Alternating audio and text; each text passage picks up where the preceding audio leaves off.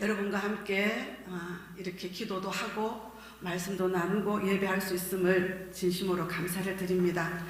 실제로 이 시간은 제가 여러분에게 말씀 공부를 해야 되는 시간이나 지금 12월 달에 일정상 다음 주 성탄절, 그 다음 주 신년 이 두 주가 연결해서 함께 모여서 갈 수 있는 시간이 안 되어서 두 주가 떠는 바람에 박용 목사님과 의논하고 차라리 내년 신년 1월 첫 주부터 그냥 계속 꾸준히 말씀 공부를 하고 오늘 이 시간은 또 제가 제 간증으로 그렇게 대체를 하면 좋겠다 이렇게 의논이 되어져서 여러분에게 또 기대하고 오신 분들에게는 조금 실망스러우실 수도 있겠지만 사정이 이렇게 되어져서 변경된 것에 대한 이해를 또 용서를 구합니다. 예, 이 시간 제가 저희 오늘에 이르기까지 하나님께서 제 삶을 어떻게 이끌어 오셨는지 제 인생 가운데 행해 오신 하나님을 나누면서 하나님 우리 모두를 얼마나 아름답게 빚어내시고 우리 모두를 하나님 앞에 올곧게 진리 위에 세우기를 원하시는지를 나누기를 원합니다. 저는 지금 제가 태어난 우리 가정의 환경은 제가 태어나 보니까 엄마가 없었고 조부모 손에 제가 자라고 있었습니다. 알고 봤더니 태어난 지 100일 만에 부모님이 이혼을 하셨고 저는 그 조부모 손에 양육을 받고 있었던 것이었습니다. 제 기억은 한 5세 정도에서부터 시작이 되는데요. 할머니, 할아버지, 친할머니, 할아버지 손에 컸는데 이분들도 사이가 너무 안 좋으세요. 원수예요. 그래서 그냥 할아버지께서 늘 할머니를 구타를 하시는데 이 구타가 그냥 구타가 아니에요. 완전 폭력이에요. 그 속에서 제가 크면서 어리지만 느낀 것은 나의 양육자는 할머니밖에 없는데 밤마다 할아버지가 너무 때리시니까 할머니가 곧 죽을 것 같은 불안이 늘 있었어요. 그리고 그 어릴 때에 벌써부터 죽음에 대한 고민을 하기 시작했고 죽음으로 인한 그 불안이 저를 장악했었어요. 그렇게 많은 그 시간들을 8살 거진 될 때까지 조부모 손에 크다가 초등학교 들어가는 것 때문에 이제 부산에서 재혼을 하시고 사시는 아버지 집과 합쳤어요. 그때 이제 와서 살게 되면서 이제 합쳤지만 실제로 이제 저도 아버지 얼굴도 잘 모르고 컸었고 이제 새엄마고 그런 환경이었는데 할아버지 폭력은 끊어졌지만 또 할아버지는 이내 돌아가셨어요. 근데 이제 아버지, 엄마, 새엄마 속에서 커면서 어떤 사랑과 그리고 공급과 보호와 부모로부터 와야 될 모든 것들은 다 차단되었었어요. 그런 와중에 살면서 제가 초등학교 1학년 들어가서 겨울 방학을 맞았을 때 할머니께서 고모의 그 산후 도우미 때문에 간호하시러 집을 비우신 사이에 저에겐 엄청난 일이 생깁니다. 그 당시 제 새어머니한테서는 남동생 4살 차이에 남동생이 났는데 이 아이와 저와의 굉장한 이렇게 차별이 있었어요. 그래서 어린 나이에 그 차별로 인한 욕구 불만이 있었고 그 욕구 불만 때문에 저금통을 깨어먹게 되고 그 저금통 깨어먹은 사건으로 인하여서 저희 아버지한테 그야말로 몸이 망가질 만큼 맞습니다. 우리 집 옆에 대나무 밭이 있었는데요. 도둑질은 일찍부터 버릇을 고쳐야 된다 이렇게 해서 생죽을 끊어다가 마구 그냥 때렸어요. 그래서 몸이 만신창이가 되었고 그리고 아직 할머니는 오시지도 않고 그리고 저는 더 이상은 저금통은 돌아도 보지도 않았고 무서워서 만지지도 않았는데 또 돈이 없어진 거예요. 그러면서 이 차를 또 맞았는데 이 차는 더 맞았죠. 이 두 번의 이 맞음이 8살짜리 저에게는 굉장한 죽음을 직면하는 사건이었어요. 너무너무 불안했고 너무 무서웠고 그런데 도와줄 사람 아무도 없고 새엄마도 안 도와주죠, 당연히. 그러다 보니까는 저에게 몸도 망가졌지만 정신세계에도 늘 불안과 두려움과 근심, 염려, 그리고 그 죽음에 대한 항상 두려움이 엄습하고 있었어요. 자, 이런 속에서 정말 세상적인 관점에서 보면 너무 비참하고 소망이 없고 절망적인 환경이에요. 그런데 저는 인생 역전을 시켜셨어, 하나님께서. 저는 그래서 지금 그 이야기를 하고 싶은 거예요. 이렇게 망가져가지고 몸이 망가져서 2학년, 3학년, 4학년, 거의 5학년까지 학교를 못 다녔어요. 너무 아파가지고. 그리고 아픈 정도가 아니라 밤마다 고통스러워서 비명을 지르는 거예요. 몸이 아파서. 잠을 못 자는 거예요. 그래서 밤마다 비명을 지르고 할머니가 업고 날밤을 샜고, 그리고 새벽녘 때문에 잠이 드는 거예요. 학교를 못 가죠. 그래서 제 유년기 시절에는 학교 생활이 별로 없어요.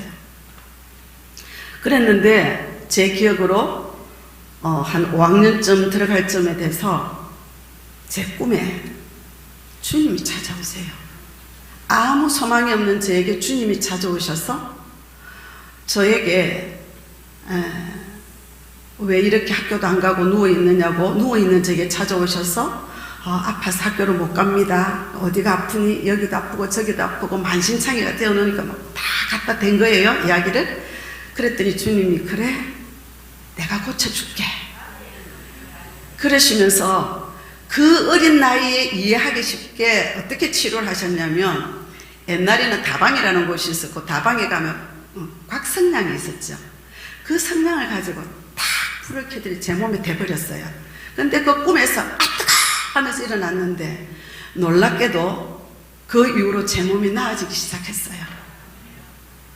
그때는 제가 그 주님인 줄 몰랐어요. 우리 문화는 불교였고 우리 집은 유교였고, 그래서 신선이 오셔갖고 나를 고쳤다 이랬는데, 나중에 이제 그 이후에 이제 그분이 주님인 걸 알게 됐죠. 그러면서 몸이 나아지게 되고 할머니께서 저를 교회로 보내기 시작하셨어요. 그래서 교회를 갔고, 교회 가서 그 성화의 사진을 보고 너무 똑같아요. 그래서 내가 신선이 아니라 예수님이 나를 찾아오셔서 고쳐주셨구나. 그래서 제가 마지막 6학년 공부는 했어요. 그래서 영광스럽게도 개근상을 받을 정도로 공부를 마쳐냈고, 그리고 중학교 1학년 때 교회에서 이제 교회를 열심히 다니기 시작했는데, 교회에서 학생의 그 공부 시간에 저도 모르는 성령님이 확 들어오신 거예요. 근데 그때도 뭐가 들어오긴 했는데 알 길이 없어요, 어려가지고. 주변에 또 저를 뭐 도와주고 키워주고 하시는 분이 없으니까, 신앙적으로 완전 제로 상태니까 뭐가 들어왔는데 이게 들어온 게 뭔지를 모르겠는 거예요. 그런데 그때부터 제가 예수님께 올인하기 시작해요. 예배가 너무 좋고, 기도가 너무 좋고, 찬양이 너무 좋고, 그래서 밤낮 없이 교회만 쫓아다니는 거예요. 새벽부터 밤까지 모든 모임에 다 꼽사리 끼어서 다니고, 무조건 어른들 따라다니면서 예배하고 싶어하고 찬양하고 싶어하고, 너무너무 하나님이 좋은 거예요. 그때 제가 느꼈던 거는, 할머니는 나이가 들어가시고 나의 보호자는 없다. 그럼 나는 어떻게 살아야 될까? 어리지만 제 미래에 대한 그 불안함 속에서 생각했을 때에, 나는 하나님 아니면 살 길이 없구나. 하나님이 나의 생명줄이구나. 나는 오로지 이분만 내가 믿는 것 말고는 내 인생의 답이 없구나. 그 결론 난 거예요. 그래서 그분을 무조건 믿는 거예요. 무조건. 그래서 설교 시간에 말씀 주시면 무조건 아멘으로 받아들이고, 하나님이 이렇게 하라는데 그 마음에 그때 감동이 있으면 그대로 하고. 근데 중학교 1학년부터 들어가서는 건강하게 공부를 잘했어요. 그동안 저를 엄습하고 있었던 제 몸에 있는 많은 질병들, 악성 빈혈에, 편두통에, 또 이렇게 늘 감기를 달고 살았고, 면역 체계가 약하니까 많은 다리 아픔, 모든 뼈 문제, 신경 문제, 그리고 잠을 못 이루어서 불면증 없어요. 다 날라갔어요. 하나님께서 완전히 고쳐주신 거예요. 그러면서 이제 제가 공부를 하기 중학교를 다니기 시작하는데 지혜도 부어주셔서 초등학교에 기초 지식도 없는데 공부를 하게 되는 거예요. 전교 10등씩을 추적을 하는 거예요. 와, 이렇게 되면 이제 잘 할 수 있겠다. 이런 용기도 가지는데 또 사건이 생겨서 할머니와 그 새엄마 사이에 저를 두고 두 분 다툼에 아버지가 꼭지가 열려서, 저희 아버지는 학교 선생님이셨어요. 실력도 좋아서 부산에서는 교육청에서 알아주시는 분이세요. 그런데 굉장히 다혈질이었고 폭력적이었어요. 아마도 제가 생각할 때 할아버지로부터 받은 어떤 영향이 아닌가 그렇게 해석이 되어지는데요. 이분은 훈계가 없어요. 성질나면 무조건 때리고부터 보거든요. 근데 이 중학교 때 또 제가 거의 죽음 직전까지 가는 엄청난 또 폭력적인 그 매맞음 속에서 3일을 저를 죽이겠다고 아버지가 찾아다녔어요. 근데 하나님 은혜로 그 죽음들은 다 위기를 모면했고, 하나님, 우리 아버지는 어느 정도로 폭력적이냐면 화가 나면 그냥 사람을 살인적인 게 올라와요. 그래서 저를 붙잡고 니년이 죽어야 우리 집이 편안하다고 머리를 잡고 벽에다가 죽으라고 꽝꽝 박는 거예요. 그럴 때 제가 하나님 살려주세요. 살려주셔야 하는 이유는 우리 아버지 살인자 되면 안 되잖아요. 그래서 살려주시고 정신도 똑바르게 차려서 아무 일 없었던 듯이 정상적인 삶을 살 수 있도록 성령님 나를 보호하세요. 하나님 나를 지켜주세요. 맞으면서 그런 기도를 하는 거예요. 근데 정말 감사하게 열심히 아버지가 두들겨 패는데 통증도 못 느끼고 정신도 말짱했고 왜 다른 일이 없는 거예요. 자, 이렇게 제가 그 학창 시절을 보냈는데요. 그러니 제가 우리 아버지는 또 제가 이렇게 신앙생활 열심히 하니까 학교 선생님이다 보니 또 제가 맞이고요. 그러니까 공부해라, 이제 교회 그만 가고 공부하라는 거예요. 병이 들었을 때는 교회를 가면 혹시나 싶어서 보냈다가 이제 정상으로 돌아오고 몸이 이제 괜찮아지니까 공부하라고 교회를 못 가게 하고 그때부터 핍박이 시작되는 거예요. 근데 저는 제 생을 그냥 하나님께 걸었어요. 주님이 아니면 살 길이 없기에 그분을 쫓아갔는데 계속해서 핍박이 되어지고 제가 결혼을 25, 그 거진 보내고 26을 맞이하면서 결혼을 했는데요. 그때까지 계속 맞았어요. 맞고 뭐 학교를 다닐 때 교복 찢고 책 찢고 죽인다고 칼 들고 다니고 이런 시간들을 보내면서도 예수 믿을 거냐 안 믿을 거냐? 아니요, 저 믿을 거예요. 그러니까 안 믿을 때까지 이제 괴롭히는데 안 믿는다 할 수가 없죠. 그래서 제가 예수님은 부인 못해요. 난 예수 믿을 거예요. 그래서 맨날 쫓기는 삶을 살고 핍박 속에 살았고 그 시간들이 정말 너무 고되고 너무 힘들어서 제가 고등학교 들어가면서부터 결혼 기도를 했어요. 하나님, 나 이렇게 살기 싫어요. 마음껏 자유하면서 예배하고 싶어요. 그러니 하나님, 내가 결혼할 그 가정은 3대가 예수 믿고 본인 신앙도 좋고 그리고 하나님 돈도 좀 있으면 좋겠어요. 왜냐하면 복음을 친정 식구를 우리 식구를 복음화 시키기 위하여서는 그때 우리는 이미 가세가 기울었기 때문에 아버지에게 돈을 드리면서 효도를 하면서 복음으로 전도를 하려고 그래서 하나님 돈도 좀 있으면 좋겠어요라고 고등학교 입학하면서부터 주구장창 기도를 했었어요. 들어주실만 하지 않아요? 그런데 완전 세계다가 하나도 이루어지지 않는 거예요. 그리고 결혼을 좀 일찍 하기를 원했는데 그것도 안 되고 그래서 결혼을 하게 되는데요. 하나님께서 기도 응답을 3번을 주세요. 이 사람이랑. 그래서 그 3번의 기도 응답 속에 만난 분이 지금 남편이에요. 그런데 이분이 가진 환경이 뭐냐면요. 이분은 딸 5에 외아들에 어머니께서 또 혼자세요. 그리고 본인도 이제 예수 믿은 지 2년 됐어요. 그리고 본인은 하나님의 은혜가 감사하다고 신학을 갔어요. 그러면 아무것도 이루어지지 않는 거 맞죠? 제 기도에 전혀 자, 이런 속에서 제가 갈등하면서 믿지 않는 가정으로 또 저를 보내려고 하시냐고 나 안 간다고 결혼 안 하겠다고 그리고 이분은 지금 신학을 하는데 나보고 사모하라고요. 나 사모 자격도 없고요. 사모는 하고 싶은 막 일도 없는데 성령님 나를 왜 이쪽으로 밀어넣습니까? 안 한다고 그랬어요. 그랬는데 뺑뺑이 치다가 한 대 얻어맞고 결국은 제가 항복하면서 하나님 앞에 항복하겠다고 그렇게 굴복할 때 주님께서 그러셨어요. 내가 같이 간다. 너만 혼자 보내는 거 아니다. 그러니 가라. 그 가정을 구원시켜라. 그런 마음을 주셨고, 저도 생각해보니 구원받은 인생이 뭘 하나님 앞에 한다 안 한다 할 것이 있겠는가 하여서 저는 알겠습니다. 죽으면 죽으리다 하고 제가 이제 결혼을 했어요. 그 결과 지금 우리 그 시댁에서는 누님 한 분 빼고 다 예수님 믿고 조카들까지도 다 예수님을 믿게 되었습니다. 예. 그래서 하나님께서 원하시는 뜻들을 이루셨습니다. 근데 제가 이제 말씀드리고 싶은 것은 이렇게 결혼을 할 때 제가 믿음의 가정을 이루면, 믿는 사람과 결혼하면 그 가정에 얼마나 가정천국이 될 것이며 얼마나 하나님을 온전히 섬길 것인지에 대한 상상, 기대 이런 게 있었잖아요. 자, 그랬는데 하나님께서 저희 부부의 이 결혼이, 남편의 환경이 또 저의 환경이, 이 두 사람의 결합은 신의 한 수였어요.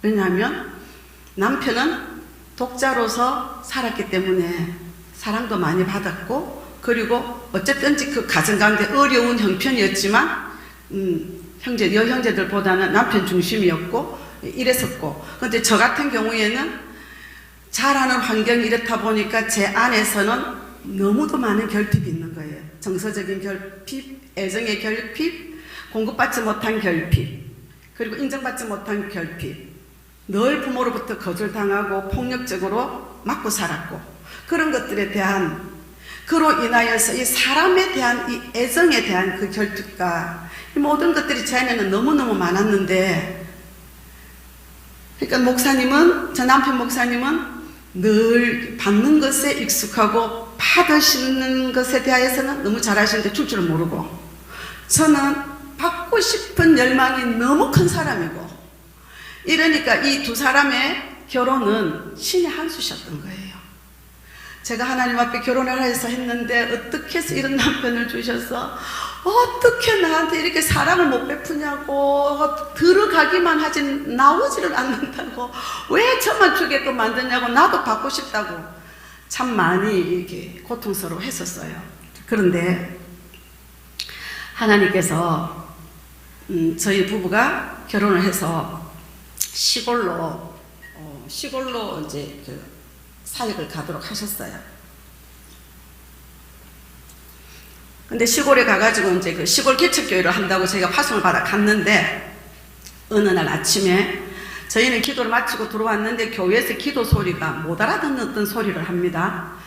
알고 봤더니 방언이었어요. 자, 그런데 저는 그 방언 소리를 처음 들었어요.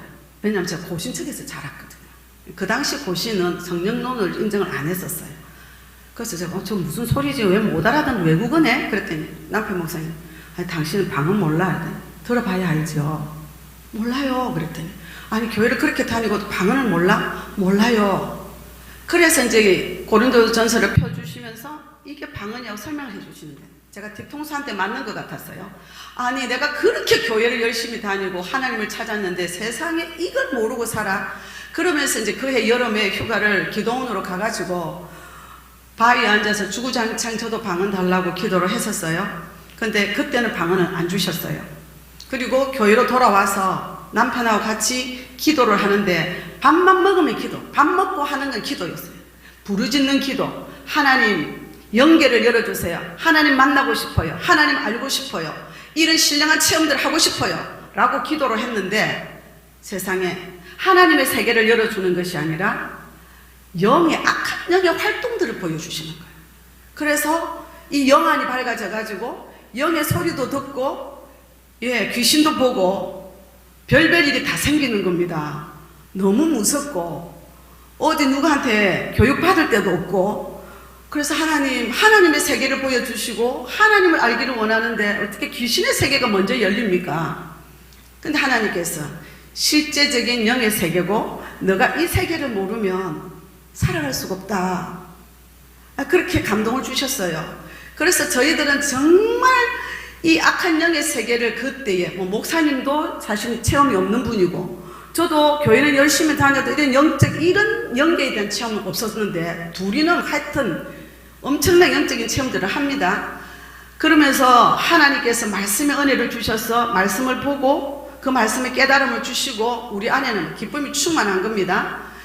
자, 그러면서 저희를 부목으로 도시교회로 가도록 이렇게 인도를 하셨는데, 실제로는 저희의 응답은 가는 것이 아니었으나 목사님은 이제 가서 훈련받고 싶고 도시교회로 가고 싶다 하셔서 갔는데요. 계속해서 우리가 기도를 하고 하니까 그곳에서는 실제 사단의 활동이 몸으로 어떻게 치고 들어오는지를 또 경험하게 됩니다. 그래서 그 당시 제가 둘째 아이를 가지고 있었는데, 이 아이를 임신 만삭될 때까지 계속 부르짖는 기도를 많이 하다 보니까 애를 낳았는데 애가 깨구리 같아요. 안 펴지고 손도 오그라들고 다리도 오그라들고 펴면 오그라들고 펴면 오그라드는. 자, 그러면서도 그곳에 가서도 기도를 했는데 기도를 마치고 들어와서 누우려고 하는데 이 사단이 와서 제 얼굴을 쳤어요. 근데 그것이 와사풍이라고 해가지고 얼굴 반이 돌아가는 거예요. 말도 못하고 눈도 못 감고 침이 줄줄 흐르고, 그래서 이게 이제 와사풍이라 해서 한 방으로 치료받아야 된다 갔는데, 하나님께서 이거는 한 방으로 치료할 게 아니고 기도로 돌파해야 된다라는 감동이 있어서 한 서너 번 가서 침을 맞다가, 죄송합니다, 다행히 그분이 안수 집사님이셨어. 제 마음에 이런 게 있어서 일단 기도부터 하고 안 되면 오겠습니다 라고 해서 양해를 구하고 왔어요. 그리고 밤마다 둘이서 기도를 했어요. 이제 놀랍게도 저는 이 얼굴들이 다 정상으로 돌아오는 그 경험을 하죠. 그래서 이 영계라는 것에 대해서 하나님께서 훈련을 시키시고, 그리고 거기서 또 시골 교회로 갑니다. 시골 교회로 또 다른 시골 교회로 가는데, 거기도 갔더니 시골이니까 크게 할 일이 없어요. 교인도 한 23명 그때 갔을 때 이 정도밖에 안 되고. 그래서 둘이는 또 밥만 먹으면 하는 게 기도하는 겁니다. 그래서 기도를 계속 그렇게 했더니 말씀도 열려지고, 그리고 그때 하나님께서 이제 그 선지서를 많이 읽게 하시면서, 그때 당시는 왜 이렇게 이걸 읽게 하시는지는 몰랐지만 하나님께서 미래를 내다보고 저에게 가르쳐 줬는데 미숙해가지고 온전히 하나님의 그 어떤 이해를 못한 거죠. 그래서 왜 자꾸 이걸 읽게 하세요? 왜 별로 선지서가 괴롭잖아요, 사실은. 왜 이걸 읽게 하세요 했는데 하나님의 뜻이 있었던 거죠. 나중에서는 그걸 이제 이해를 했지만, 근데 이때 기도를 했더니 이제 뭐가 나타나냐면 능력이 나타나는 거예요. 예.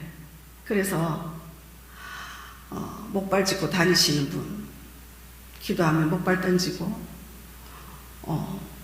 경기 들어서 죽어가는 아이, 기도하면은 귀신이 떠나가고 아이가 살고, 그리고 사람의 몸에 손을 얹고 기도를 하면 그 사람의 죄가 보이면서 하나님께서 그 죄를 회개하란다고 예언이 터지고. 근데 이것을 목격하는, 이런 상황을 보면서 그 당하시는 분들, 그분들도 놀라지만 제가 먼저 더 놀라는 거예요. 우와, 나한테서 어떻게 이런 일들이 생기지? 어떤 이런 능력이 나타나지? 제가 감당이 안 돼요. 그리고 주변에서 누군가가 멘토가 있는 것도 아니고 훈련받은 사실도 없고 나타나기만 나타나는 거예요.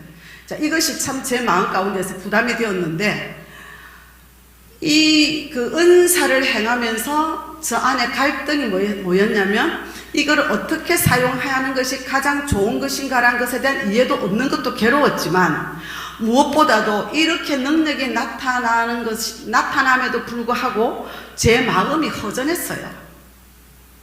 이건 뭐지? 그리고 들여다봤는데 능력은 나타나는데 저는 하나도 일도 변하지가 않는 거예요. 사람의 변화가 없는 거예요. 그리고 이 은사에 대해서 어떻게 이걸 써야 되지? 이런 일들에 대한 어떻게 해석을 하고 어떻게 접목시켜서 목회를 하지? 이런 궁금함과 풀기 위하여서 주변에 은사를 행하시는 난다 긴다 하시는 분이 있어서 그분을 따라다니면서 이제 보는데요. 주님께서 정말 봐야 할 것들을 보게 하셨어요. 뭐냐면 제 자신도 변화가 없는 것이 괴로웠는데 그 은사가 가지는 그 함정과 그 실체에 대해서 보게 하셨어요. 이 은사는 하나님께서 우리에게 주신 신앙생활을 위해서 주시는 좋은 도구이지만 이것을 육신적으로 쓰게 되면 사람을 조정할 수 있고 그리고 자기 속에 있는 욕심을 이루는 도구로 사용할 수 있는 겁니다. 그래서 그 은사자들의 그 모임에 가서 그런 그 장면을 보게 된 거예요.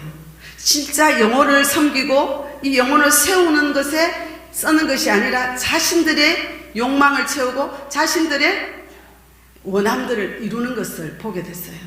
그래서 이것은 아니다. 그리고 주님께서 제게 가르쳐 주시기를 은사로 사람 못 세운다. 은사는 잠시 쓰는 도구이다. 이렇게 해서는 안 된다라는 것을 보여주셨어요. 그래서 제가 하나님 앞에 이걸 그럼 어떻게 할까요?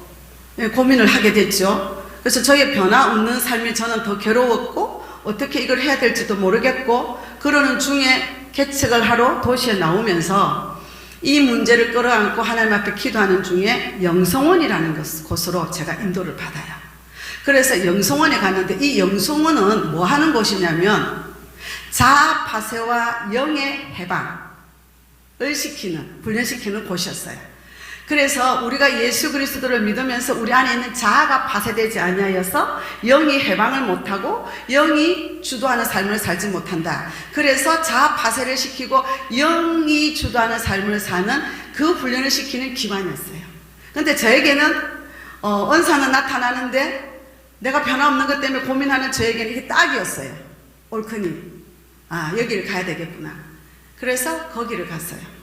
거기를 갔는데 거기에서 자기 자아를 깨뜨리는 그런 훈련을 막 시키는 거예요.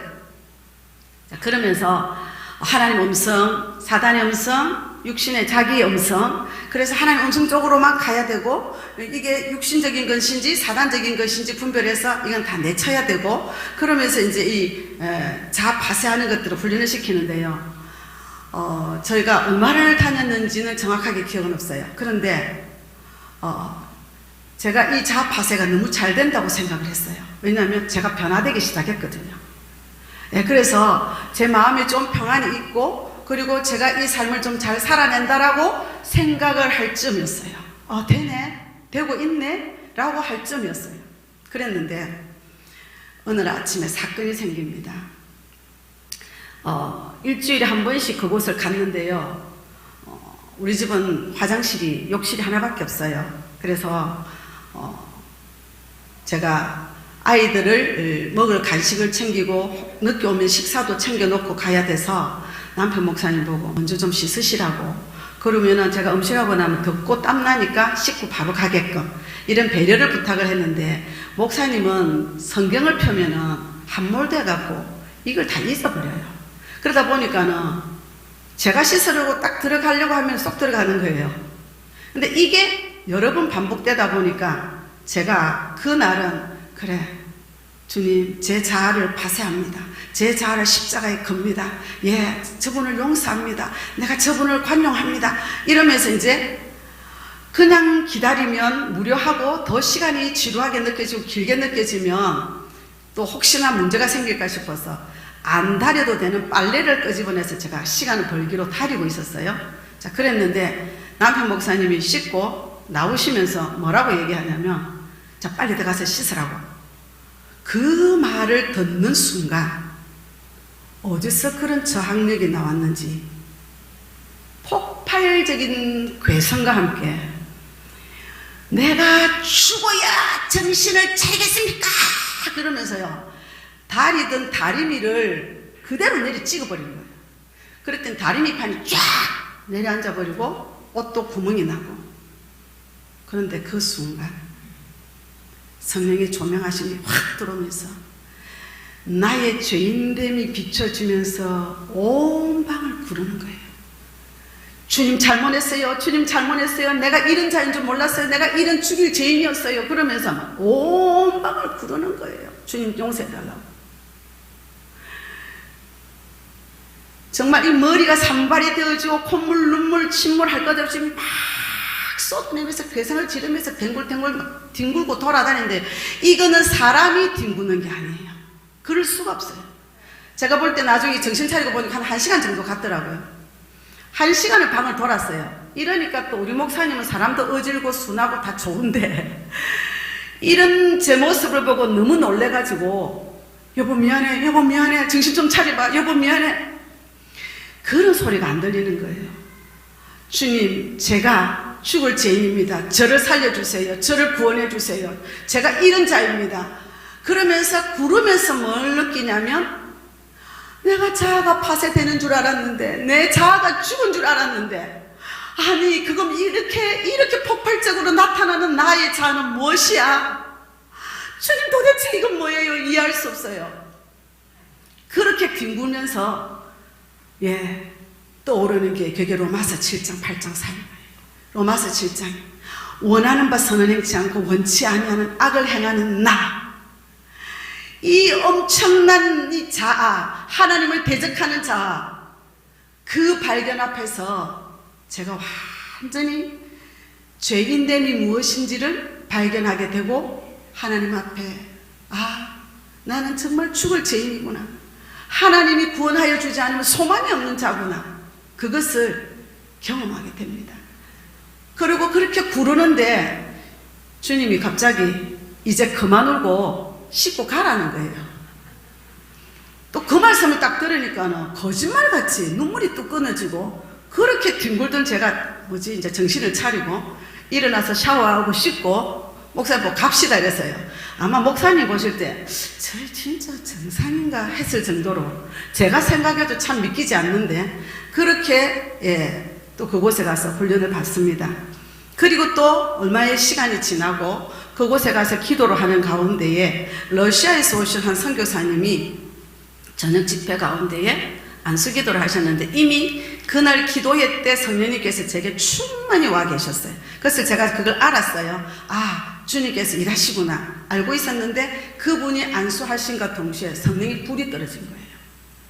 제가 그냥 이런 장의자인데요, 장의자에서 미끄러져 버렸어요. 그리고 의자 밑에 들어가서 뜨거워가지고 다글다글 구르는 거. 그러는데 감동이 뭐냐, 하나님이 지금 내 안에 들어오신다는 거예요. 그런데 제가 그 하나님을 수용할 수가 없어요. 제가 폭발할 것 같았어요.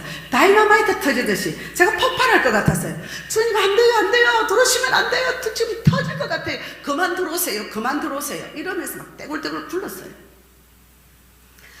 그것도 한 1시간 가량 그렇게 굴러가지고 얼마나 구르고 치고 막 뜨거워서 그랬던지 나중에 일어나니까 팔이야 손이야 할 것 없이 너무 쳐가지고 멍이 군데군데 멍이 들어있더라고요.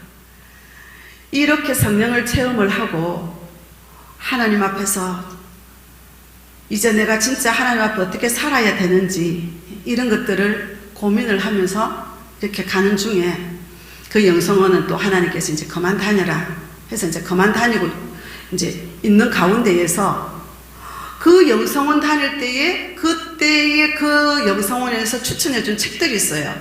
그래서 그때 추천해줬던 책들이 그 영성 깊은 그리스도인 몰리노스가 썼던 거, 그 다음에 그 잔느 귀용 부인이 썼던 거, 로렌츠 형제가 썼던 거, 이런 그 책들을 보면서 제 안에 있었던 갈등, 이렇게 능력도 나타나고 하는데 나의 변화되지 않는 이거, 그리고 이 자아 파쇄하는 줄 알았더니 파쇄가 안 되는 거, 그리고 그 뒹구르는 사건 속에서 이거는 어떤 힘과 노력과 결단으로 파쇄가 되는 게 아니구나라는 것을 깨달았기 때문에 그 책들을 읽으면서 어떻게 해야 될지 답을 찾기를 원했어요. 그런데 그 중에서 몰리노스가 쓴 영성 깊은 그리스도인이 너가 하나님과 동행하기를 원하고 너가 내면의 그 음성을 듣기를 원하고 주님을 소유하기 원하냐? 그러면 당신이 은사자면 은사부터 내려놓으시오. 이렇게 서문이 시작돼요. 그래서 하나님 알겠습니다. 저는 하나님을 알기를 원하고 이런 그 은사나 이것으로 살기를 원치 않습니다라고 은사를 내려놓기로 결단하고 제가 하나님을 찾아 기도하기 시작합니다. 그런데 저는 사모라는 이유로 그때까지 저의 기도는 교회를 위한 기도고 성도를 위한 기도고 세계 선교 뭐 국가적인 것 이런 것들이 다 그냥 내용이 늘 같은 내용이었어요. 그런데 하나님께서 이제부터는 너를 위해서 집중 기도하라. 가만 보니까 제 기도가 제일 소홀했던 거예요. 그리고 하나님께서 저를 만지기 시작하셨어요. 그래서 저를 그 다음은 또 어느 코스로 인도하셨냐면 신앙의 본질을 회복한다라는 선교단체를 저를 이끄셨어요. 그래서 신앙의 본질은 뭐냐? 하나님을 아는 것이고 하나님을 사랑하는 것이다. 예, 그쪽으로 이끄셔서 저로 하여금 참 신앙이 무엇인지를 보여주시는데요. 우리는 흔히 참 신앙이라고 하나님 앞에 살아온 삶의 족적들을 보고 스스로 참 신앙이라고 알지만 실제로 들여다보면 기복적이고 율법적이고 인본적인 신앙으로 우리 안에 내재되어 있다. 그게 거짓 신앙이다. 이 거짓 신앙을 벗어내야 된다. 그래야 참 신앙이 탑재된다. 이런 교육인데요. 이런 말씀들인데 또 성경사역도 같이 하기 때문에 기도사역 속에서 저의 영적인 상태나 이런 것들도 발견이 되어지면서 저를 이렇게 성장시키는 그런 아주 좋은 또 기회였어요. 자, 그랬는데 거기에서 제가 제 신앙이 기복적이었다는 걸 발견해요. 저는 하나님을 그렇게 핍박 속에 믿었고 그렇게 온 마음을 다해 하나님을 섬겼기 때문에 제 신앙이 저는 참인 줄 알았어요. 저는 누구보다도 주님이 제 신앙을 인정할 줄 알았어요. 그런데 그곳에 가서 제 신앙이 거짓되다는 걸 알았어요. 그리고 그때 훈련받는 속에 하나님께서 그 말씀 속에서 출애굽기 상황 속에서 이스라엘 백성들이 광야에서 금송아지를 섬기고 그로 인하여서 모세에게 이 백성 데리고 가나안 땅 들어가라. 내가 천사들을 앞세워서 내 약속한 대로 가나안 땅에 들여보내겠다 할 때 그 모세가 하는 말이 아니요. 들여보내지 마세요. 나는 주님이 없는 가나안은 가기 싫어요. 차라리 이 광야지만 주님과 함께 있고 싶어요. 라는 말씀을 해요.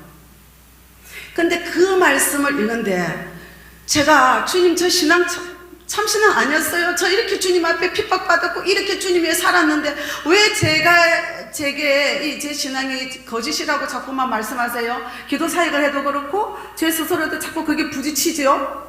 그런데 그 말씀을 딱 비추시는 거예요. 그런데 그 말씀에서 제가 모세를 보면서 모세가 이해가 안 됐어요. 약속한 가나안 땅, 젖과 꿀이 흐르는 땅, 그냥 천사들을 보내서 들여보내주신다 하면 가면 되지. 왜 안 간다고? 하나님이 같이 안 가면 나 안 가겠습니다. 차라리 하나님이 계신 광야가 좋습니다라고 고백할까?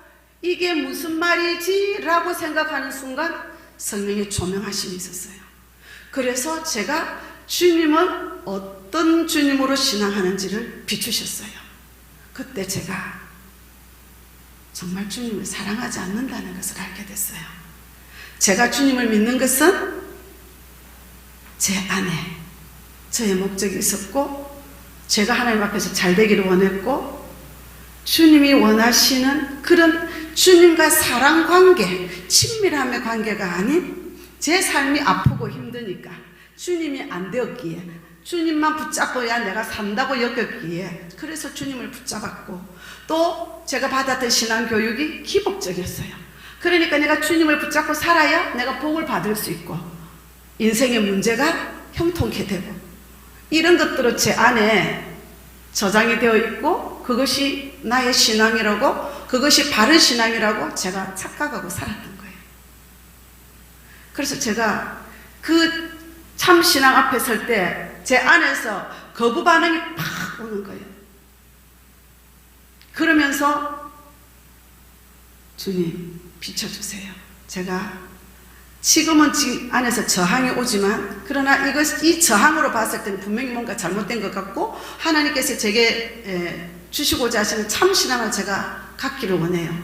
그렇게 기도를 하는 중에 하나님께서 그 모세의 이야기를 통해서 비춰주셨고 그리고 제가 성령의 조명하신 가운데 제 신앙이 선명한 주님과의 친밀함에 주님을 사랑하는 관계가 아닌 저의 목적을 따른 신앙이었다는 것을 알게 되면서 하나님 앞에 회개하기 시작했어요.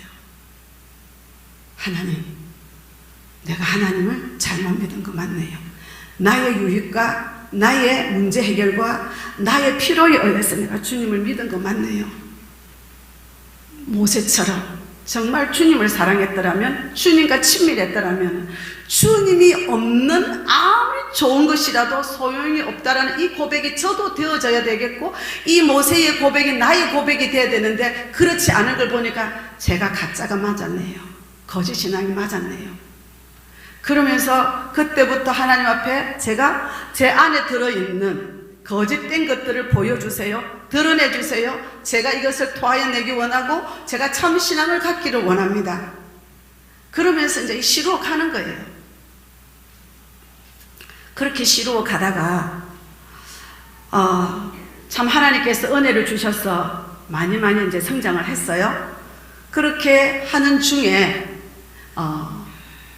또 그 선교회를 한 4년 넘게 다니다가 또 주님이 이제는 그만하라 하고 저희 부부가 하나님을 이제 구하는 이제 그런 삶들로 이제 가게 하셨어요. 자, 그런데 아까 말씀드렸던 대로 남편과 저의 이 만남은 환상적인 만남이었던 거예요.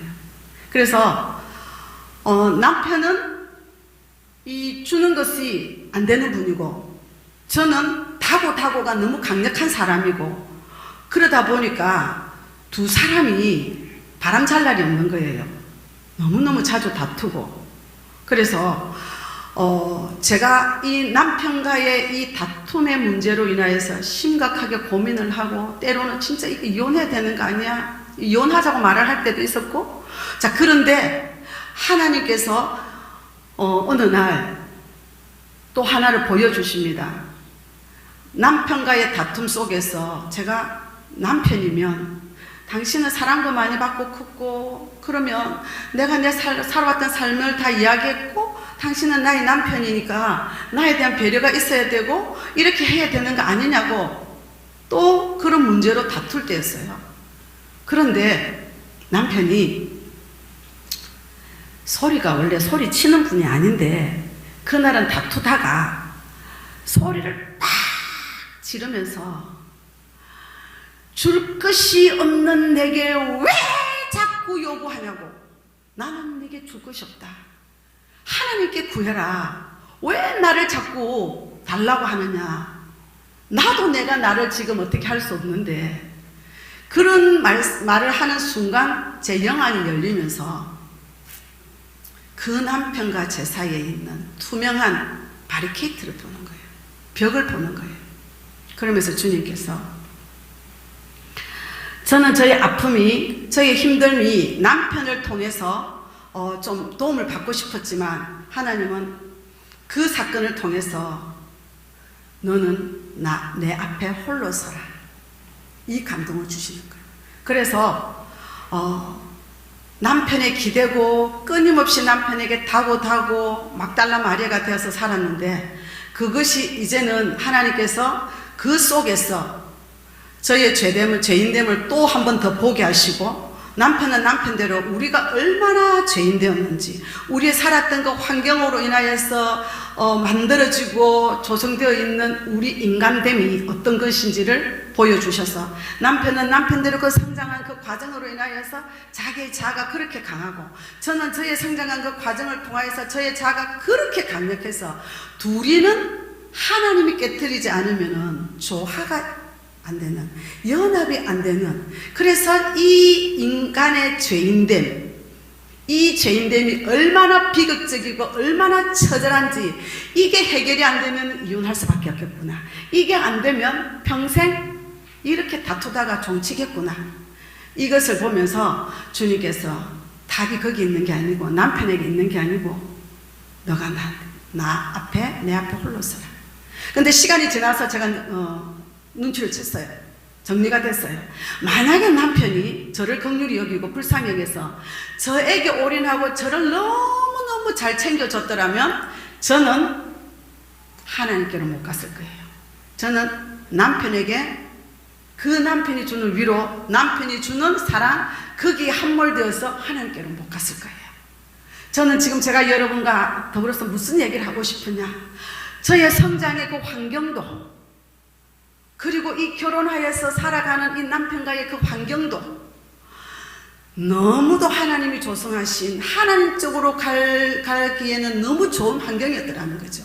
그래서 하나님을 찾을 수밖에 없었고, 그 하나님 안에서 제가 하나님께서 주시던 그 뜰로 차곡차곡 쌓으면서 하나님을 향하여서 하나님의 형상과 모양의 삶으로 만들어져 가더라는 것입니다. 그 일들을 당할 때는 아프고 괴롭고 힘들어서, 왜요? 왜 이런 남편 주셨어? 왜 이런 환경 주세요? 언제 풀어줄 거예요? 왜 그러세요? 언제 내 광야 생활 끝나요? 그런데 시간이 지나면서 계속 하나님께서 주시는 것은 저에 대한 사랑이셨고, 저를 어디로 이끌고 가는지를 점점 구체적으로 보여주시는 거예요. 그래서 제가 철이 들기 시작했고, 하나님께서 내 환경이 너무 아프고 힘든데, 괴로운데도 하나님께서 제가 너무 괴로워요, 못 견디겠어요, 그러면 그만할까? 아니요. 아파도 좋은데요, 하나님께서 이끄시고자 하는 그 자리까지 저를 이끌고 가세요. 이런 고백이 나오는 거예요. 왜요? 제 안에는 하나님 안에서 하나님이 원하시는 그 형상과 모양까지 자라고 싶은 갈망이, 그런 아프고 힘든 상황 속에서도 계속해서 있어 왔었어요. 그래서 저는 그걸 붙잡고 갔는데요, 이렇게 본질 회복이라는 것을 통하여서 저 자신이 이렇게 만들어져 가면서 하나님 앞에 제가 서고 하나님 얼굴을 구하는 삶을 살았어요. 지금까지는 손을 구하는 삶을 살았는데, 이제는 정말 하나님 알기를 구하고 진정한 신앙이 무엇인지를 찾아 나아가는 삶이 시작된 거죠. 그래서 그 삶을 살아가는 와중에 이제 하나님께서 저를 말씀을 보게끔 하시는 거예요. 말씀에 집중해라, 말씀을 읽어라. 그래서 그동안은 저도 말씀을 읽는 것은 돌아봤더니 사역자이기 때문에 말씀을 읽었던 부분들도 많고, 저의 양식으로 먹고자 함이 아니라 사람들을 가르쳐야 되고 해야 되니까 그런 이유로 말씀을 읽었던 것, 말씀을 살폈던 것이 엄청나게 많은 비중을 차지한 거예요.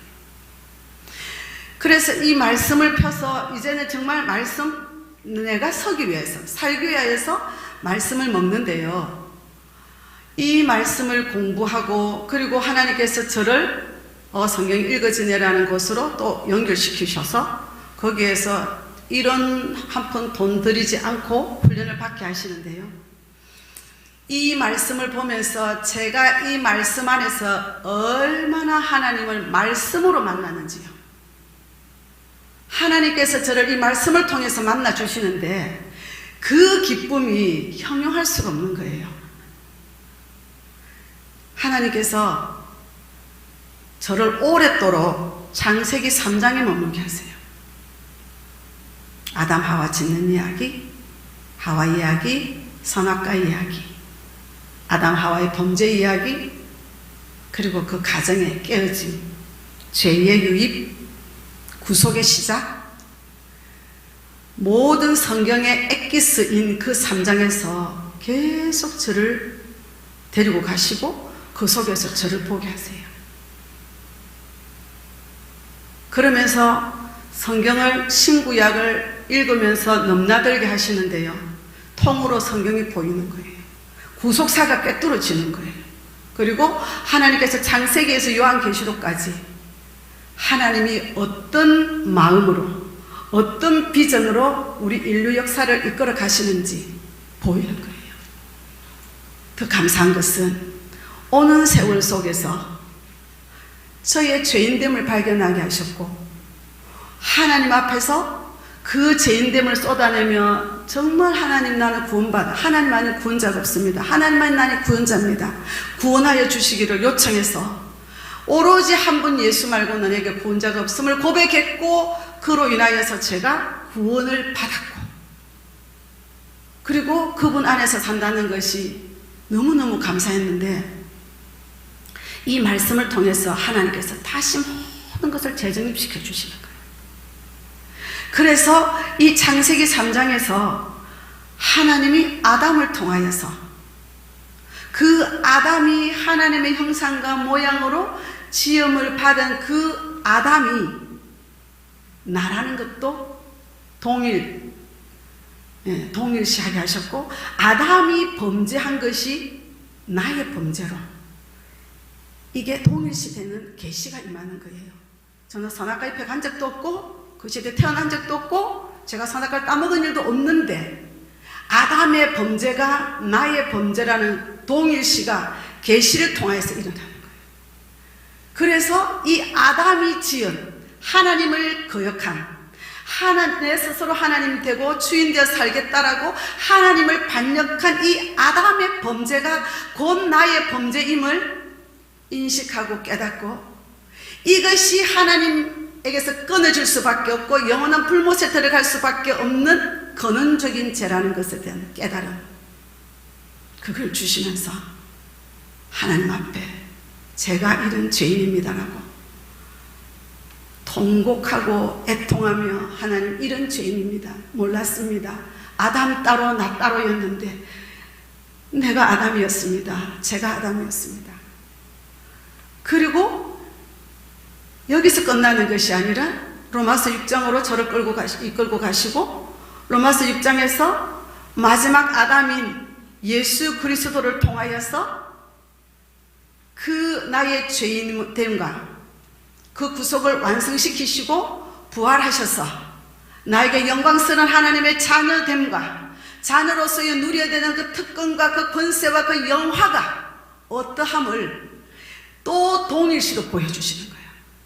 그래서 주님과 내가 동일시 되어서 주님과 함께 내가 십자가에 못 박히고 주님과 함께 내가 부활하여서 예수 안에서의 새 생명으로 삶을 살아가는 인생 역전이 내게서 일어나고 있는 것이 구원이구나, 이것을 깨닫게 되면서 미친 듯이 팔짝팔짝 뛰고, 하나님 나에게 베푸신 구원이 이렇게 영광스러운 줄 몰랐습니다. 하나님 감사합니다. 그러면서 제가 그 하나님을 붙잡고 사는데 제 마음 가운데 그것이 깨달아지니까 이제 삶은 사라지는 줄 알았어요. 그런데 또 삶은 쉽게 빨리 안 사라지는 거예요. 그럼 이건 뭐지? 주님, 이런 놀라운 깨달음 속에서 제가 왜 또 삶은 바뀌지 않나요? 그런데 주님께서 제게 이제 네가 이 말씀들을 붙잡고 기도로 나온다, 내가 이룬다. 그러면서 빌립보서 2장 13절, 너희 안에 계시니 이는 하나님이시니 그가 너희 마음 가운데 자기의 소원을 두고 기쁘신 뜻들의 소원을 두고 이루어 가신다는 말씀과 로마서 8장에 있는 성령의 법이 죄와 사망의 법에서 나를 해방시켰다는 엄청난 그 하나님의 그 선포가 제 안에 들어오면서 나는 살았구나, 이제 내가 이 말씀 붙잡고 기도하고 나가면 이 일이 내게 실제가 되겠구나. 그래서 그때부터 제게 갈라디아서 2장 20절의 말씀이 제 삶의 목표가 됐어요. 내가 그리스도와 함께 십자가에 못 박혔나니 그런즉 이제 내가 사는 것이 아니요 내가 그리스도를 믿는 믿음 안에서 사는 것이라. 그 고백을 하면서 주님 살게 하실 주님을 소망하게 되고 주님께 달려가는 겁니다. 엎어질 때마다 또 일어납니다. 처음에는 일어나는 속도가 너무 늦었습니다. 예를 들어 제가 부부싸움 하면 저는 그냥 이불 보따리 싸고 교회로 갑니다.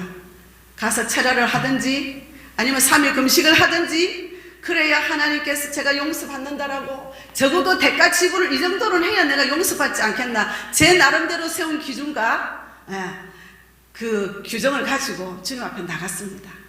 그런데 이제 이런 말씀들이 제게 들어오니까 죄 용서는 그렇게 어렵게 힘들게 대가 지불해서 받는 게 아니라 하나님이 원하시면 내가 하나님의 말씀을 떠났고 내가 하나님 앞에 범죄했고 이것이 하나님과 나 사이를 가로막는 것이었고 내가 하나님 잘못되었습니다라고 인정하고 회개하여 돌이키며 하나님 이 죄에서 내가 벗어나기 원하고 이 죄에서 제가 자유하기를 원합니다. 잘못했습니다 라고 깨끗한 마음으로 정직한 마음으로 하나님 앞에 인정할 때 주님이 그 즉시에 죄 용서해 주시는 것들을 경험하게 됩니다. 그러면서 제 신앙은 성령 안에서 살아가는 삶이 굉장히 가벼운 삶들을 살아가게 됩니다. 그래서 그 말씀 가운데에서 날마다 그 말씀들을 먹고 그 말씀들을 묵상하고 그 말씀들을 연구하면서 그 속에서 모세와도 만나고 이사야와도 만나고 예레미야도 만났어. 그 상황 속에서 함께 울고 웃고 그러면서 성경을 누비는 거예요. 그래서 너무 말씀이 좋아서 밤새도록 성경 읽고 밤새도록 연구하고 그러고 보면 날이 새요. 밥 먹는 시간도 아까워서 밥을 채판에 차려서 말씀 보면서 밥을 먹고 밥도 먹고 영의 양식도 먹고 그런데 이 하나님의 그 영이 말씀을 통하여서 제 안에서 얼마나 강력하게 역사하시는지요. 하나님이 하나님의 자녀에게 주신 그 권세와 특권과 영광과 영화와 그 지위에 대하여서 시간이 지날수록 계속해서 더 보여주시면서 저로 하여금 올라오라 계속 달려라 계속 달려라 실패한 거 돌아보지 말고 일어나라. 그래서 때때로 실패하면 안에서 실패했을 때 엎어져 가지고 주님 죄송해요 또 실패했어요. 그럼 힘을 또 주시는 일어나라 달려가라. 한 번은요, 제가 하나님 향해서 달려가는데, 이제 저희는 집에 TV가 있어서 TV를 잘 안 봐요. 안 보는데, 한 번은 제가, 1일 연속 뭘 볼 게 있어가 보기 시작했는데, 그게 이제 시간을 딱딱 맞춰서 보게 되잖아요. 그런데, 하나님께서 그만 봐라 했는데, 제가 빨려 들어가고, 말씀에 순종을 안 했어요. 보고 있었어요. 자, 그랬는데, 잠자리 들 때 양심이 갇히게 되죠. 순종 못했기 때문에. 그래서 기도했어요. 하나님 죄송해요. 잘못했어요. 순종 못했어요. 용서해 주세요. 근데 그 다음 1일 연속 거기니까 그 다음 날도 또 봐요. 또 봐요. 보고 회개하고 보고 회개하고. 제가 제 육체를 이기지 못하는 것 때문에 하나님의 자녀가 죄와 사망에서 해방되었고 왕노릇 해야 되는데 이게 왜 안 되지? 그러면서 계속 하나님 왜 이게 안 되지요? 하나님 되게 해주세요. 잘못했어요. 그러는데 일주일이 지났어요. 일주일을 똑같은 것을 반복해요. 그러니까 저도 하나님 앞에 철면피가 아니잖아요. 나중에는 이제는 잘못했어요도 안 나와요. 그래서 입을 확 뒤집어 썼어요. 그런데 마음에서 그래도 잘못했다고 말해야 된다는 감동이 오는 거예요. 그래서 일어나서 하나님 잘못했습니다. 7.8기를 하셨죠. 하나님이 일으켜주시고 모든 이 육체적인 것으로부터 나를 자유케 하시는 그 성령님의 역사로 자유케 되게 해주세요. 저는 주님이 하게 하시면 되는 것을 믿습니다. 자유하기 원합니다. 그래서 성령께 순종하여서 살기를 원합니다. 그렇게 기도를 했는데요. 그렇게 기도하는 순간 음성이 딱 들리는데요. 아 진짜 더러워서 못 살겠냐. 뭐가 확 나가는 거예요. 그때 알았어요. 성령님께서는 나의 심령이 깨끗해요. 깨끗한 심령 성전이 되기를 원하셔서 계속 그렇게 저를 자라게 하시는 반면 이 악한 영은 심령이 깨끗하면 할수록 지가 있을 곳이 못 되니까 나가면서 하는 말이 더러워서 못 있겠냐고 나가더라는 거죠. 제가 순간 놀랐어요. 너라는 존재는 그렇구나. 예, 주님. 저의 심령이 온전히 깨끗하여서 하나님이 계실 수 있는 심령 보좌, 주님이 계실 수 있는 보좌로 만들어 드리고 싶어요. 깨끗하게 해주세요. 그래서 생각이나 말이나 행실에서 깨끗하게 해주세요. 그러면서 계속하여서 달려가는 것입니다. 그런데 너무너무 감사한 것은요, 하나님께서 저에게 얼마나 열심과 성실함과 열정적으로 저를 키워가시는지, 그 하나님의 사랑에, 그 하나님의 은혜에 늘 감사해. 그의 기도의 80%가 감사 찬양으로 눈물을 쏟아내는 겁니다. 주님, 저같이 소망 없고 절망적인 인간을 어쩌면 이렇게 놀랍도록 구원하시고 이렇게 나를 아름답게 만들어 가십니까? 웬 은혜입니까? 정말 하나님, 모든 것을 들여 주님을 찬양하며 경배합니다. 이렇게 시간을 보내는 중에 하나님께서 저를 또 업그레이드 시켰고 제 영혼을 성장시킨 것을 또 아는 사건이 생깁니다. 제 큰아들이 결혼을 했는데 아이를 낳았대요. 그래서 분당에 살았었거든요. 그래서 아이를 놓으면 이제 올라갈 거라고 했는데 그날따라 목사님 모임이 있어서 목사님 오셔야 가게 됐었어요. 그래서 알겠다, 밤차라도 타고 갈게 했는데 좀 있으니까 또 전화가 와요. 엄마 큰일 났어요. 아기가 호흡이 잘 안 된대요. 자칫 잘못하면 대학병원을 가야 되고 이 신생아가 수술을 받을 수도 있대요. 엄마 기도해 주세요. 그래서 알겠다, 전화를 끊고 하나님 앞에 기도를 하는 거예요. 아이를 생각하니까 눈물이 나오죠. 그 어린 것이 나자마자 얼마나 지금 그 아이는 힘들까. 그러면서 기도를 하면서 제가 첫 마디가, 살아계신 좋으신 하나님 내 아버지, 아이가 태어났는데 이렇답니다. 은혜를 베풀어 주세요. 자비를 베풀어 주세요. 긍휼을 베풀어 주세요.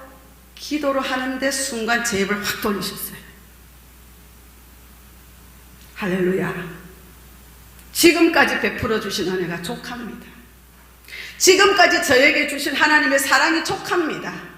하나님은 제게 가장 완벽하게 가장 선한 그 길로 이끄셨고 좋은 것들을 다 주셨습니다. 저는 그 하나님을 찬양합니다. 영원히 찬양받으실 그 하나님을 찬양합니다. 예, 주님 뜻대로 하십시오. 예, 이 아이가 어떻게 되든지 뜻대로 하십시오. 만약에 이 아이가 장애를 입어서 장애자로 키워야 된다면 예, 키우겠습니다. 그 안에도 주님이 담아내시는 하나님의 신비로움과 하나님의 경륜이 있을 것을 제가 압니다. 제 삶을 통해서 그렇게 빚어오시고 만들어 오신 그 주님을 제가 만났기에, 그 주님과 경험이 있기에 그 시간 충분히 그렇게 하실 하나님이심을 제가 압니다. 찬양 받으십시오. 하나님 그리 아니하실지라도 제가 그 하나님을 신뢰하겠습니다. 로마서 8장,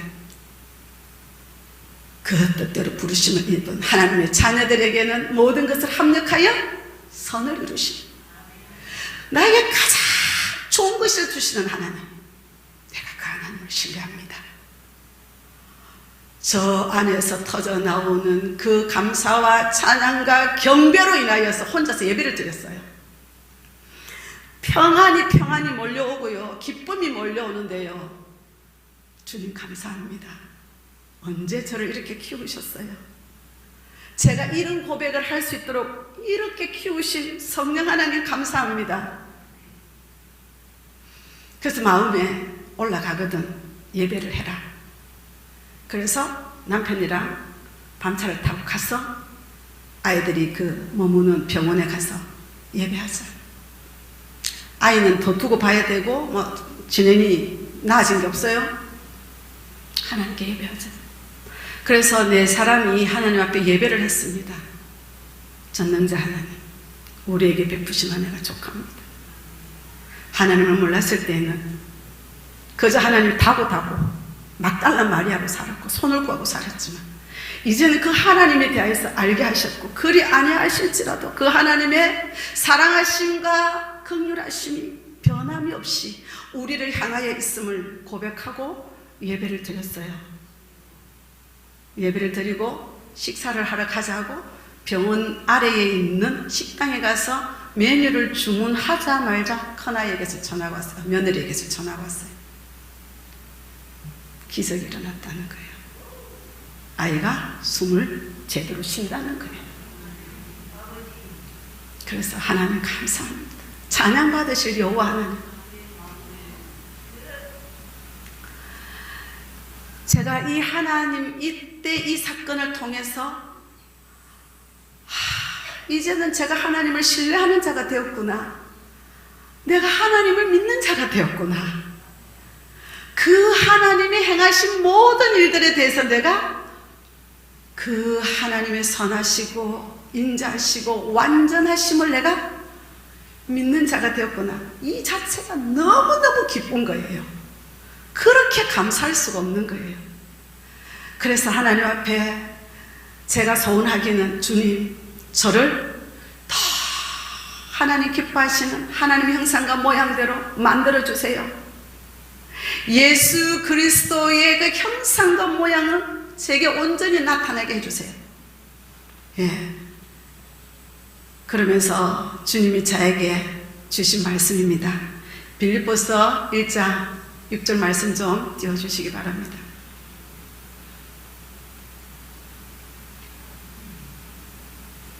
예, 같이 말씀을 보도록 하겠습니다.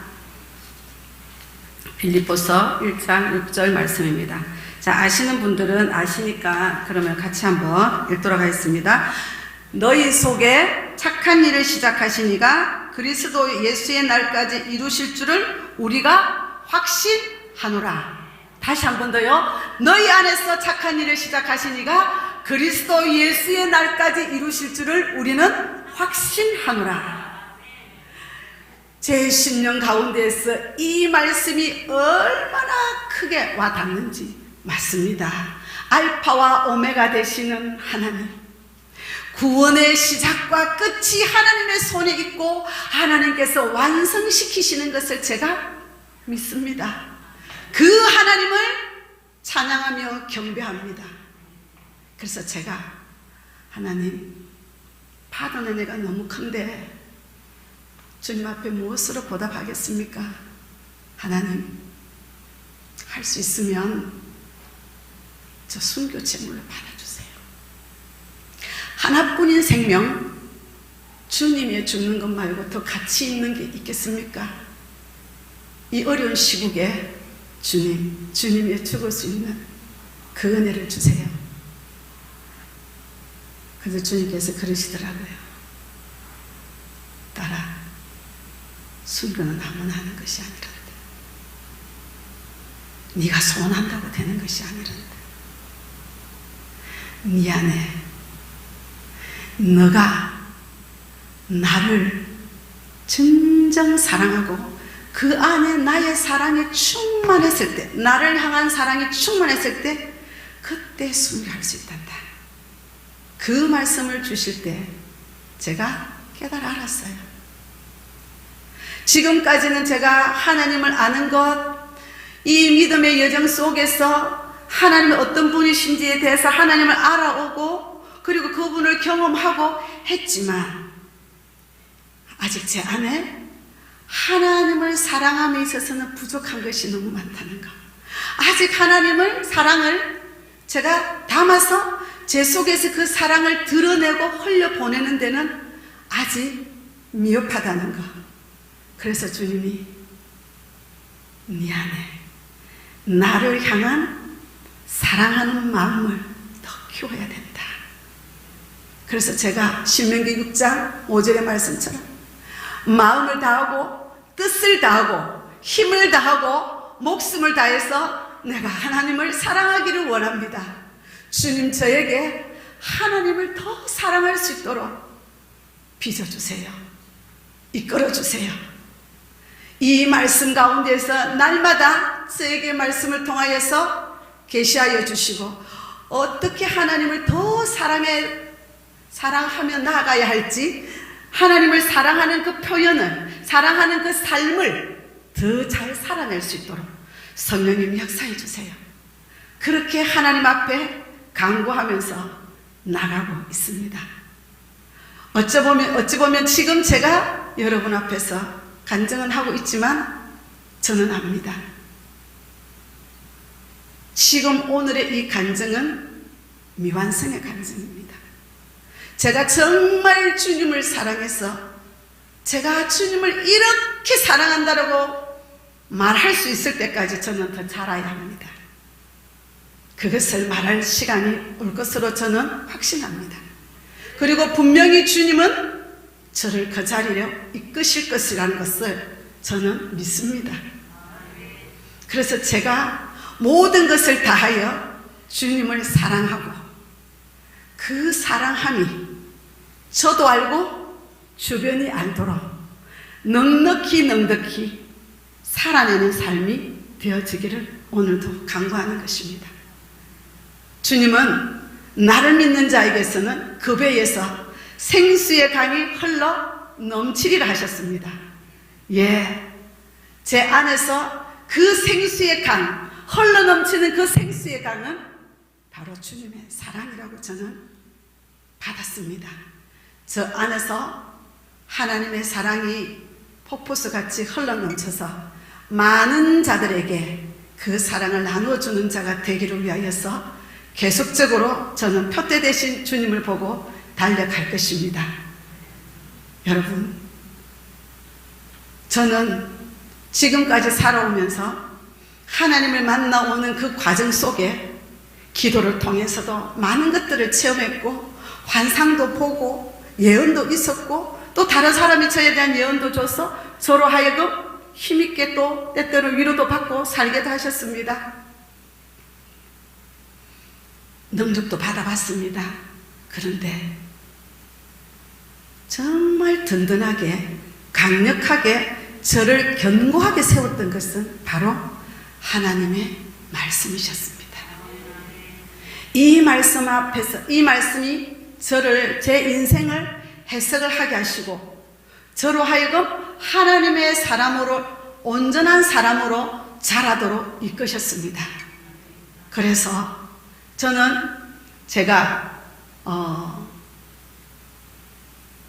이 영성 세미나에서 말씀을 강론하고 말씀을 함께 살펴보고 하고자 한 것은 단순히 이 성경을 이론적으로 지식적으로가 아니라 정말 말씀이 우리에게 이끌어서 세우기를 원하시는 그 자리, 우리로 하여금 정말 예수 그리스도를 닮아내는 삶으로 이끌어 가시는 그 말씀의 능력, 이것들을 체험하며 새롭게 우리의 삶들을 정리하고 정돈해서 주의 구원의 날에 주께서 우리를 데려오시는 그 날에 우리가 하나님 앞에 서든지 우리 각자의 개인의 인생을 마감하여서 하나님 앞에 서든지 우리 모두는 구원받기에 합당하고 하나님의 나라를 상속받기에 합당한 자들로 흔들림 없이 서는 그 작업을 같이 하기를 원하는 것입니다.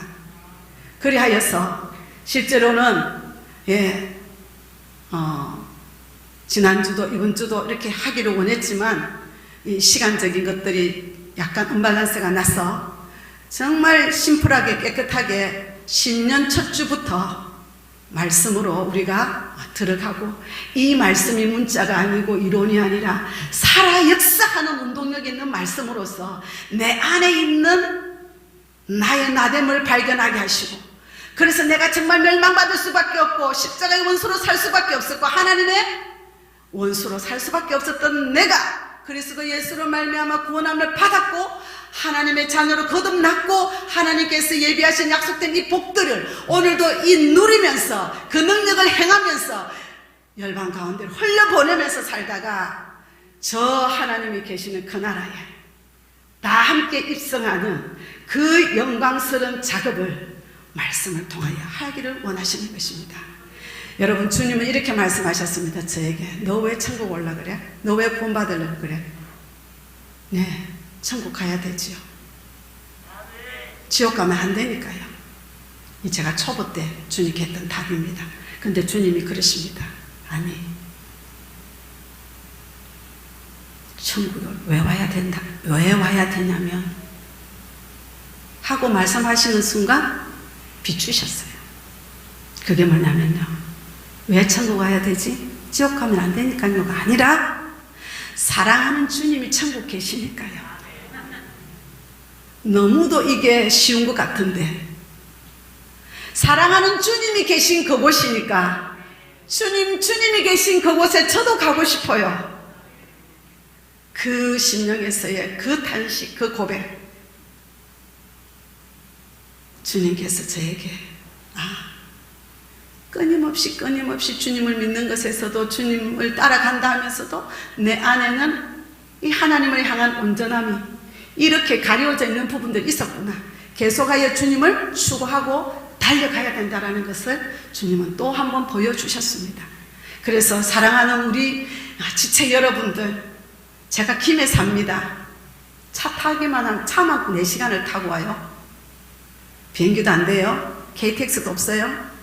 그럼에도 불구하고 저는 이곳에서 하나님께서 일으키기를 원하시는 본질 회복이 하나님의 소원이시고, 이 대한민국 땅 가운데 이 위기 한국 교회를 살리시는 마지막 카드로 저는 봤습니다.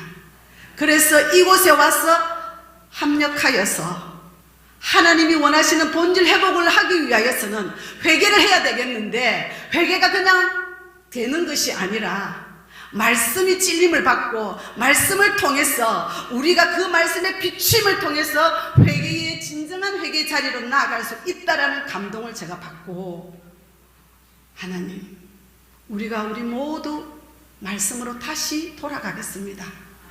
루트가 했던 것처럼 제2의 종교개혁은 말씀으로 돌아가는 것입니다. 이 말씀 안에서 우리 자신을 새로 발견하고, 우리를 정말 그리스도 예수의 죽고 부활하심의 그 놀라운 십자가 복음 위에 우리를 세우는 것이라는 겁니다.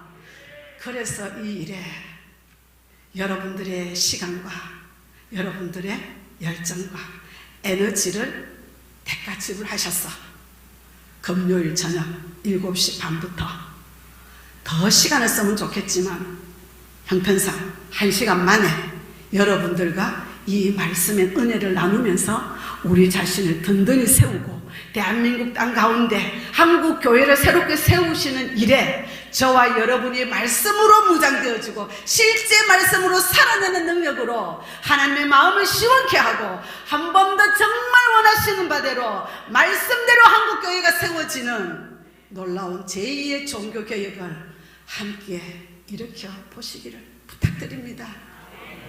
그 일을 위하여서 박용훈 목사님을 중보하시고 안디옥 교회 우리 성도님들 섬겨주심이 너무너무 감사한 겁니다.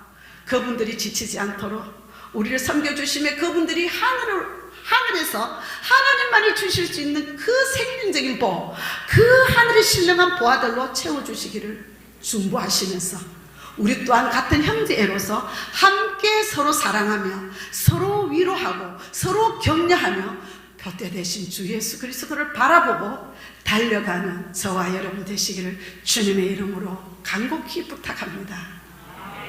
그렇게 하실 거죠? 끝까지 주님이 원하시는 그 목적을 향하여서 달려가시기를 간절히 소망합니다.